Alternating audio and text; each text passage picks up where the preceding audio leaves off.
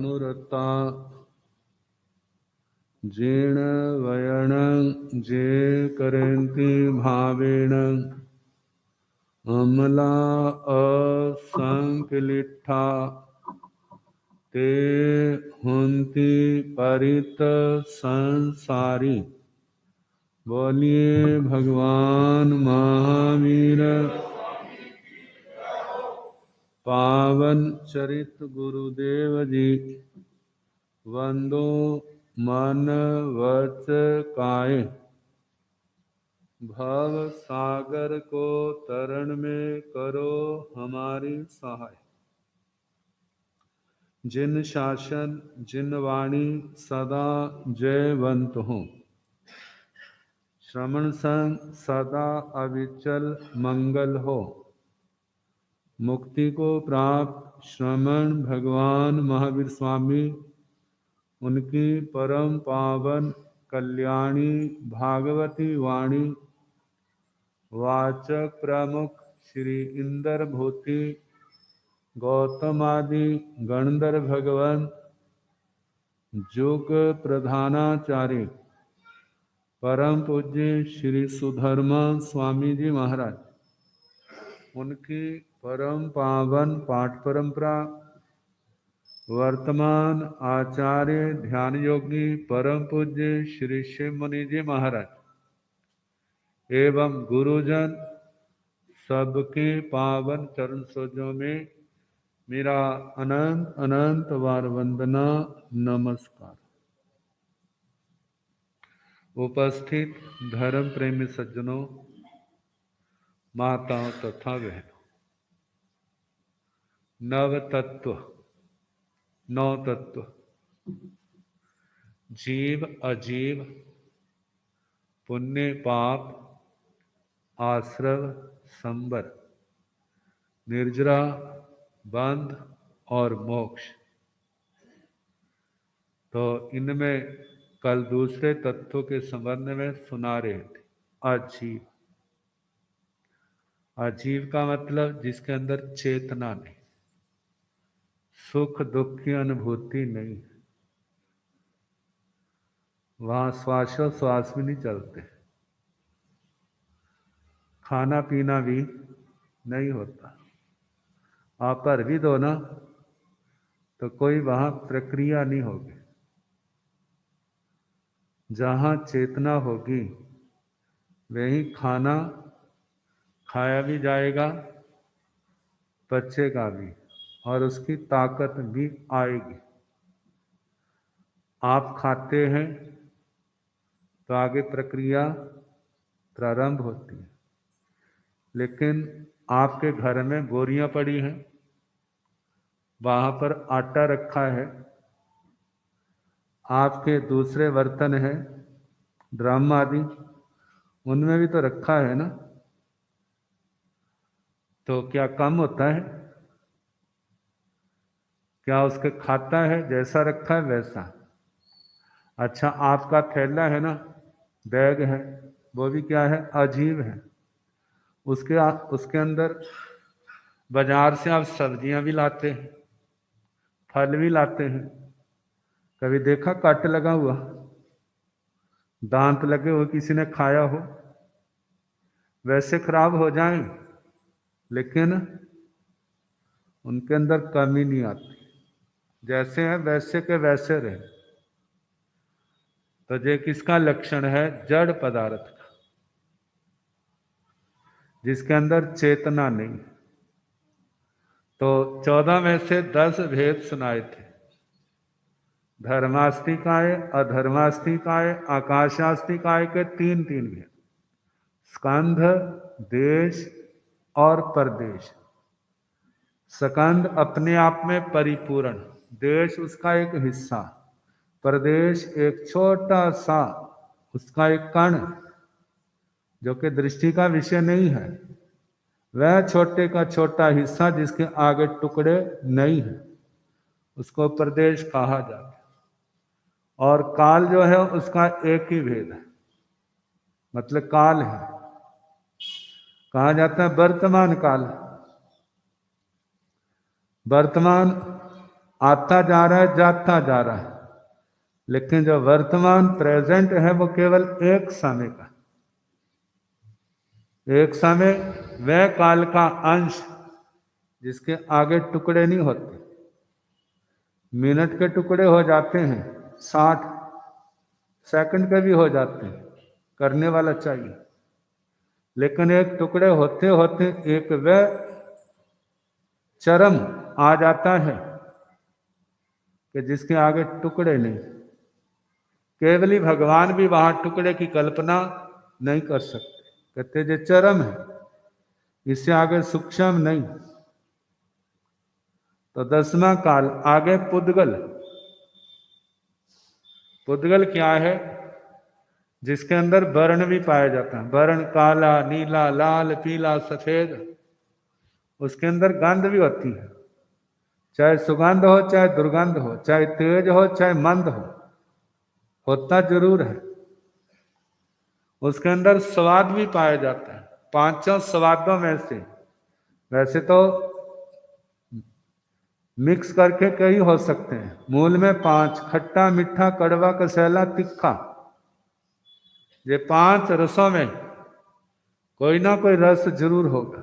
आगे स्पर्श, 8 स्पर्श हैं, कर्कश, मृदु, गुरु, लघु, शीत, उष्ण, स्निग्ध, रुक्ष। ये 8 स्पर्श, इनमें कोई ना कोई स्पर्श भी वहां होंगे। बिना स्पर्श के पुद्गल नहीं होता। स्थूल है तो उनके अंदर संस्थान आकृतियां भी होंगी, आकार प्रकार, उसकी शेप। तो ऐसे जिसके अंदर वर्ण, गंध, रस, स्पर्श पाया जाता है, वे क्या है? पुद्गल है। हमें जो कुछ भी दिखाई देता है ना आंखों से, जहाँ स्पर्श का अनुभव होता है, वो सारे के सारे पुद्गल है। जो जीवा का विषय बनते हैं, जो गंध नासिका का विषय बनते हैं, वो भी क्या है? सारे पुद्गल हैं। जो इंद्रियां पौद्गलिक पदार्थ को ही ग्रहण कर सकती हैं, जो पौद्गलिक नहीं है उनको ग्रहण नहीं कर सकती, वो इंद्रियातीत है। सुनता है, जो शब्द सुनते हैं वो भी पुद्गल है, जो हम देखते हैं वो भी पुद्गल है। सूंघते हैं, स्वाद लेते हैं, स्पर्श का अनुभव, और वे पुद्गल कोई सचित होते हैं, कोई अचित होते हैं। सचित जिनके अंदर चेतना है, जिसके अंदर जीव का वास है, और कई पुद्गल ऐसे हैं जिनके अंदर जीव का वास नहीं है। जैसे हमारा शरीर, आपका शरीर, ये कैसा है? इसके अंदर चेतना का वास है, जीव का वास है, और वह जीव इसका शरीर का मालिक है। कब तक मालिक है? जब तक इसके साथ है। जब इसका टाइम पूर्ण हो जाएगा तो जीव कहीं और चला जाएगा, शरीर यहीं का वहीं पड़ा रहे। तो एक वे पुद्गल है जो अचित है। जैसे आपने पहने हुए कपड़े, ये क्या है? आपको सर्दी का अनुभव होता है, क्या इनको भी होता है? आपको गर्मी लगती है, क्या इनको भी लगती है? इनको नहीं लगती। तो ये क्या है? जड़ है, ये फट्टा है, ये लोहे के समान है, ये सारे क्या है? ये समय अचित है। जब खान में होते हैं तब क्या है? अचित। जिस समय तब जब खान में तब सचित है। ये कपड़ा जब वनस्पति के ऊपर था, पहले एक फूल बना है, फूल के बाद जिससे नरमा के पास निकलते हैं, जब तक हरे हैं तब तक क्या? सचित है। लेकिन जब गर्मी के कारण जब समय हो गया, उनका जीवन पूरा हो गया, पूर्ण हो गया, फिर उसके बाद क्या हो गए? अचित। जो उसकी डोडियां हैं, उसके अंदर दाने हैं, कपास आदि के नरमे के, वो सचित हैं। लेकिन जो रुई के वो रेशे, वो सूख गए हैं, वो अचित हैं। जब तक उन बीजों के अंदर चेतना है तब तक सचित है। जब चेतना निकल जाएगी, जीव निकल जाएगा, तो वो भी क्या हो जाएगा? अचित हो जाएगा। तो इस पुद्गल के, इस बोल के अनुसार 4 भेद है। स्कंध, देश, प्रदेश, चौथा भेद है परमाणु। स्कंध, जैसे लोग मिष्ठान प्रिय होते हैं ना, मिठाई अच्छी लगती है और मन के अनुकूल आए तो सामने, तो मुंह में पानी भी तो आ जाता है। तो कहो मिठाई, लड्डू है, वो अपने आप में पूर्ण का एक स्कंद है। उसके 2 टुकड़े कर दिए, 4 टुकड़े कर दिए, वो क्या उसके देश हैं। मिला दो, एक स्कंद है। कल्पना करो, जे पूरब का है, जे पश्चिम का है, जे दक्षिण का है, जे उत्तर का, जो ऊपर का हिस्सा, जो नीचे का हिस्सा है, जो उसके हिस्से हो गए ना, एक उसके अंदर वो अंश है तो सारे ही इतने सूक्ष्म जिनके आगे टुकड़े ना हो सके। वो अंश है परमाणु का रूप, वे अंश है प्रदेश का रूप। वे अंश क्या है? प्रदेश, स्कंद, देश और प्रदेश। और परमाणु वो है जिसके आगे टुकड़े ना हो सके, और प्रदेश भी वो है जिसके आगे टुकड़े ना हो सके। प्रदेश और परमाणु में क्या अंतर है? कहते हैं जब परमाणु किसी के साथ जुड़ा है अब उसको प्रदेश कहते हैं। जिससे जुड़ा है उससे वो अलग हो गया। केवल एक परमाणु, वो परमाणु जिसके आगे टुकड़े ना हो सके, वह क्या है? अलग है तो परमाणु है उसकी संज्ञा।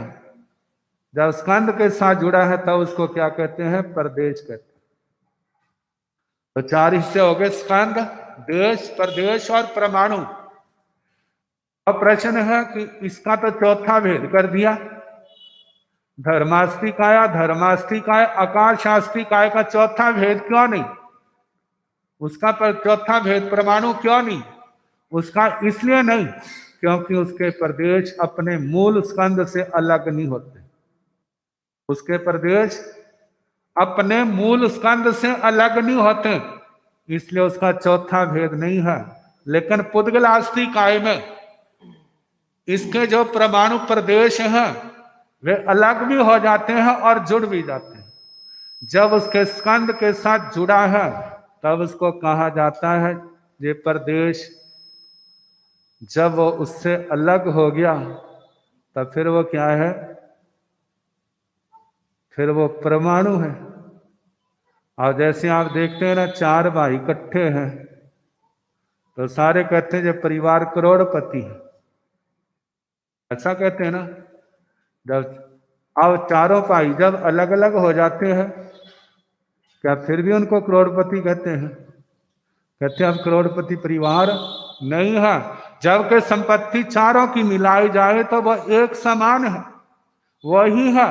लेकिन जब अलग हो गए तो फिर वो रूप नहीं रहा। इसी प्रकार जब परमाणु स्कंद के साथ है तो स्कंद का हिस्सा है, लेकिन जब उससे अलग थलग हो गया, अब कहते हैं परमाणु, अब छोटा सा है। इसका क्या अस्तित्व है? अस्तित्व मात्र है और कुछ भी नहीं।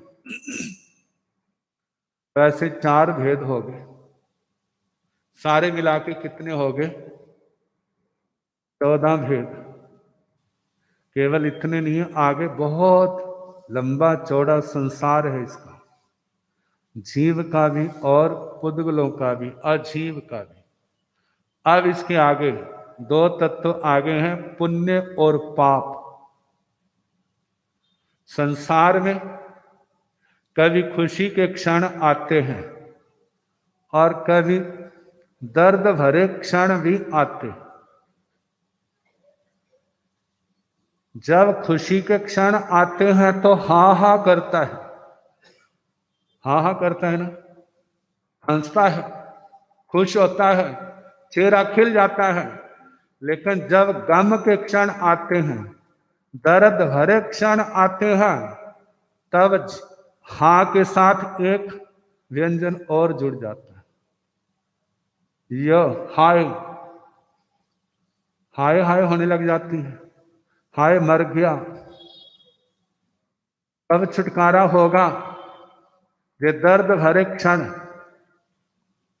कहते जो सुख से भरे क्षण आए उसका मूल कौन, और जो दर्द से भरे क्षण आए उसका मूल कौन? कहते मूल में तो आत्मा ही, मूल में क्या है? आत्मा ही है। कहते एक सम्यक दृष्टि जो जीव होगा वह तो यही सोचेगा जो मेरे कर्म का फल है, अच्छा और बुरा, दूसरे सहयोगी है, दूसरे निमित्त है, मूल में कौन इसका कारण? वहां पर मेरी आत्मा है। जब सम्यक्त्व से ऊपर उठ जाएगा, मिथ्यात्व के अंधकार में चला जाएगा, फिर वो अपने को दोष ना दे करके दूसरे को दोष देगा। इसने मेरे को दुखी बनाया, इसने मेरे को सुखी बनाया, दूसरे को एक तो व्यवहार से कहते हैं कृतज्ञता के रूप में इसने मेरा बहुत सहयोग दिया, पहले मैं दुखी था, जब से आया मैं क्या हो गया हूं? सुखी। ये कृतज्ञता भरे। कहते हैं यदि अपना पुण्य नाना होता तो दूसरे कितने अच्छे व्यक्ति क्यों ना आ जाते, उसको कुछ भी राहत नहीं मिलनी थी। अपना पुण्य आया तो दूसरा व्यक्ति उस राहत का कारण बन गया। यदि अपना पुण्य ना होता तो वो संयोग ही नहीं होना था, होता तो उसको कोई लाभ नहीं होना था। तो इसलिए कहा जाता है जीवन में दुख आता है तो उसका कारण कौन? हमारी आत्मा। सुख आता है तो उसका कारण कौन? हमारी आत्मा। कहते हैं कोई नरक में गया है, व्यवहार में लोक में तो कह देते हैं जमदूत ले गए, जमदूत ले गए, और जब स्वर्ग में गया तो कौन? फिर देवदूत ले गए, इंद्र महाराज के धर्म। लेकिन कहा जाता है जिस व्यक्ति के पाप का उदय है तो उसको अच्छा व्यक्ति भी बुरा दिखाई देता है, और जिसके पुण्य का उदय होता है तो उसको बुरा व्यक्ति भी क्या है? अच्छे रूप में दिखाई देता है। जैसे शीशे के सामने आप खड़े हो जाए तो जे तो आपकी आकृति बड़ी सुंदर हुई तो शीशे में कैसी दिखाई देगी? सुंदर ही दिखाई देगी ना। और जो बदरूप हुए तो शीशा पक्षपात तो नहीं करेगा, जैसा वैसा दिखाई देगा। तो देखा जाए अंतिम समय जो अच्छा और बुरा दिखाई देता है, कहते वो और कुछ नहीं, वो हमारे कर्मों की क्या है? तस्वीर है, वो हमारे कर्मों की फोटो है जो आगे आने वाले हैं। यदि अच्छे कर्म है तो अच्छी फोटो सामने आएगी, और यदि हमारे कर्म अच्छे नहीं है तो फिर फोटो, जहां पर फोटोग्राफर को दोष देना पड़ेगा, जहां पर यदि गुण है, यदि दोष है तो वो किसका है? अपनी आत्मा का है। तो इसलिए कहा जाता है कैसी फोटो बनाना चाहते हैं? जिसमें फोटो लेनी हो ना, कोई कैमरे वाला आ जाए, बटन दबाने लगे तो कहेंगे भाई थोड़ी देर रुक जा। कहते किस वास्ते? कहते मैं अपने आप को क्या कर लो? फोटो के लिए तैयार कर लो, क्योंकि तू तो फोटो ले लेगा, मैं तैयार नहीं, तो फिर कैसा होगा? कोई कपड़ा कैसे पहना, कोई कैसे पहना, बाल कैसे हैं, जब पूरी तरह तैयार हो जाएगा कहते हैं हाँ अब खींच। अब उस फोटोग्राफर के सामने तो आप सज धज के बैठ जाएंगे। कहते जो आपकी रील हर समय चल रही, फोटो खींचने वाला कोई दूसरा नहीं है, वो आपकी आत्मा स्वयं है। जो जो आपके अंदर अध्यवसाय मन वचन काया के कर्म चल रहे हैं वो सारे के सारे अंदर फीड हो रहे। और जब समय आएगा और जिसका बटन दब जाएगा, अच्छा हुआ तो अच्छा सामने आ जाएगा और बुरा हुआ तो बुरा सामने आ जाएगा। अच्छा मानो हम अच्छा ही दबाए जाए तो क्या सदा अच्छा ही आएगा? कहते बैंक वाले यदि आपका जमा है तो जितना मांगोगे उतना मिलता जाएगा, लेकिन जब आपका जमा किया हुआ खत्म हो जाएगा फिर आप मांगोगे तो ऐसे नहीं मिलेगा। अब अब तो गारंटियां देनी पड़ेगी, अपनी रजिस्ट्रियां भी उनको देनी पड़ेंगी। जितनी बड़ी डिमांड होगी उतनी बड़ी क्या करेंगे, वो गारंटी मांगेंगे, फिर देंगे। यदि आपने नहीं दिया तो जो आपने गारंटियां दी हैं उनको पकड़ेंगे, जो आपने रजिस्ट्रियां दी हैं तो उनकी नीलामी करेंगे। कहा संसार में भी तो ऐसा ही है। अब हमारे को कब तक कितना मिलेगा, जो हमने बीजा होगा, अच्छा और बुरा जितना बीजा है वही मिलेगा, ना उससे कम ना उससे ज्यादा। तो अब पुण्य कर्म जो इस जीव के सुख का कारण है वो 9 प्रकार से बांधा जाता है। पाप कर्म जो इस जीव के दुख का कारण है वे 18 प्रकार से बांधा जाता है। कहते यदि हमारे को कुछ विवेक हो तो हम किसी भी समय पुण्य बांध सकते हैं, और विवेक नहीं है तो हर समय पाप का झरना जो है खुला है और आत्मा के अंदर इकट्ठा हो रहा है। आप रोटी खाने लगे, भोजन तो आपके केवल एक भोजन एक व्यक्ति का है, खाते खाते कोई कुत्ता आ गया, कोई बकरी आ गई, गाय आ गई, आपने से उसमें से थोड़ा सा लेकर के उसको क्या कर दिया, खिला दी, उसको भी ठंड पड़ी ना, तो आपने कौन सा कर्म किया, पुण्य कर्म कर लिया। अब मानो वो आया, आप खाने लगे, आपने मुंह परे कर लिया, और वो तो पशु है, वो मुड़ करके फिर आपके आगे आ गया, आपने फिर मुंह परे कर लिया। ऐसे 3-4 बार हुआ, लेकिन वो फिर वैसे आ गया, फिर आपको गुस्सा आ गया, आपके हाथ में डंडा आया और जोर से मारा। ये आपने क्या किया, सजा तो भोगनी पड़ेगी ना। तो क्या होगा, आप भी ऐसे, मतलब आप नहीं, मतलब जिसने ऐसा किया है, जिसने ऐसा किया है वो पशु बनेगा। और वैसे क्षण आएंगे, भूख के क्षण, और वो मालिक वो रोटी खा रहा होगा जिसको डंडा मारा था, आप भी, मतलब वो भी ऐसे ही करेगा। आखिर 3-4 बार जब हो जाएगी तो उसके हाथ में भी डंडा आएगा और जोर से मारेगा, और वो चिल्लाएगा। जब चिल्लाएगा, आए मेरे को मार दिया, कहते तेने भी तो मारा था ना कभी ना कभी, हिसाब क्या हो गया, बरोबर हो गया। तो ये क्या है, पुण्य और पाप का खेल। तो कैसे कैसे पुण्य बनता है, पाप बनता है, फिर जैसे समय होगा सुनाने का प्रयास।